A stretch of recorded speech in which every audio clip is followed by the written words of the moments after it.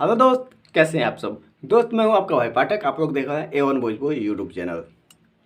दोस्त आज हम बात करने वाले हैं अक्षरा जी के ओ हा नए गाने के बारे में। जी हाँ भाई लोग, ये गाना अक्षरा सिंह ऑफिशियल से आया है, तो आज हम करने वाले हैं इस गाने का रिव्यू। तो वीडियो में शुरू से लास्ट तक बने रहिए। आइए स्टार्ट करते हैं। मैन गाना लगा भाई,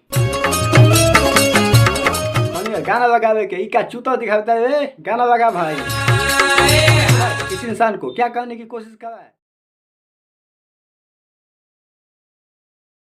गाने की बात करें तो इस गाने का ऑडियो काफ़ी लाजवाब है। वो अलग बात है कि थोड़ा बहुत इसका लिरिक्स सनी पांडे के गाने से मिलता जुलता है।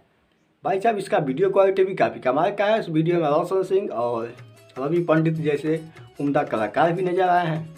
आइए इस गाने को अब नंबर दे देते हैं। भाई इस गाने को हम नंबर देंगे, गाना है चोरी का, इसलिए हम इसको नंबर देंगे 10 में से 5।